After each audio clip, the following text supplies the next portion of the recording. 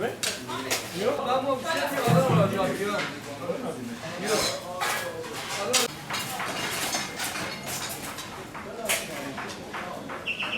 Musa bak sana baksana. Ha.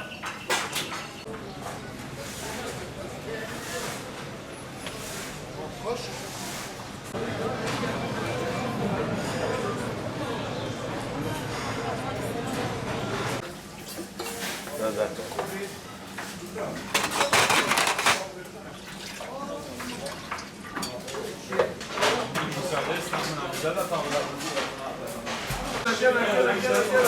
Gidiyorum.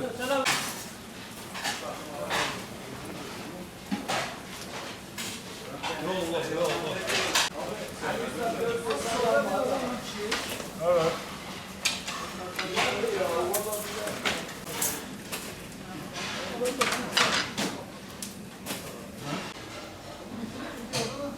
Diyarbakır deyince akla Diyarbakır'ın medali iftari olan coğrafi tescil işaret belgesi almış ciğerimiz gelir.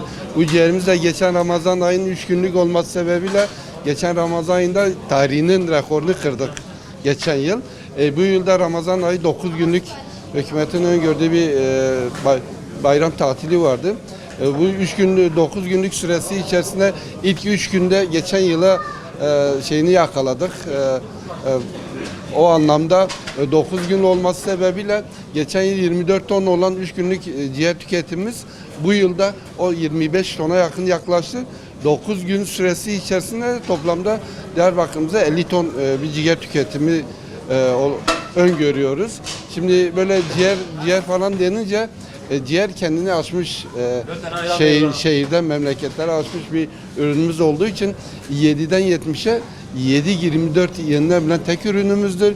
Sadece ciğer olarak tüketim olarak algılamamamız lazım. Bunu sürekli söylüyoruz. Şimdi ne kadar tüketimler fazla olunca İslam sayılarımız da o kadar bir fazla oluyor. Bu da bizi sevindirici bir tarafımız vardır. Şimdi bazı illere baktığın zaman gastronomi anlamda turizm oluşmaya başladı. Bizim de aynı şekilde gastronomi anlamda ciğer turizmi oluşmaya başladı. Yani memleketimiz için güzel bir sevindirici haberdir. Hepimize hayırlı uğurlu olsun. Yarayım ne yapalım? Yarayım. Bize de senin yanına geleyim.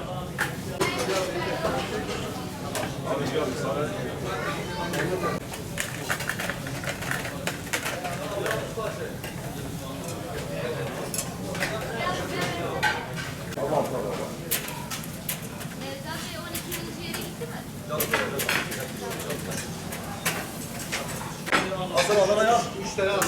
Adana 3 tane.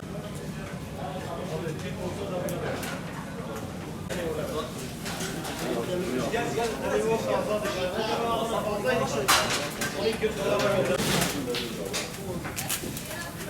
Abi geliyor Allah. İnsanlar yoğunluktandır. Hemen geliyor Allah. Biliyoruz Diyarbakır'a gelince ciğer. Akla ilk bizim insanlarımızın ciğer geliyor. Dışarıda gelen misafirlerimiz geldi Diyarbakır'a gidip ciğer yiyelim. Adam da insanlar nerede geliyor buraya Diyarbakır'da ciğer yiyor. Özellikle ciğer için geliyorlar.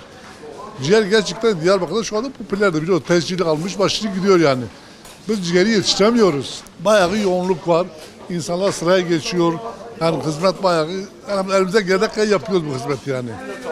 Ciğer gerçekten de yani şöyle yani ne diyeyim yani artık tüm yemekler önüne geçmiştir. Eskiden fakir yemeğiydi, şimdi zengin yemeği olmuştur. Diyarbakır'a buyursunlar, gelsinler, görsünler.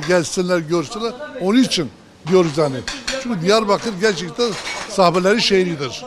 Diyarbakır yani öyle bir şehir ki yani gelip görmek lazım yani. Görmeden bir şey diyemem yani çünkü. Onun için herkes geliyor.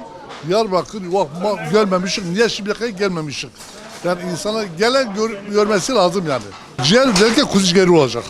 Diyarbakır genelde kuzu ciğeri kullanıyor. Hele biz zaten genelde bir şiş dahil kuzu ciğeri olmadan satamıyoruz. Çünkü dana ciğeri ben de yemiyorum.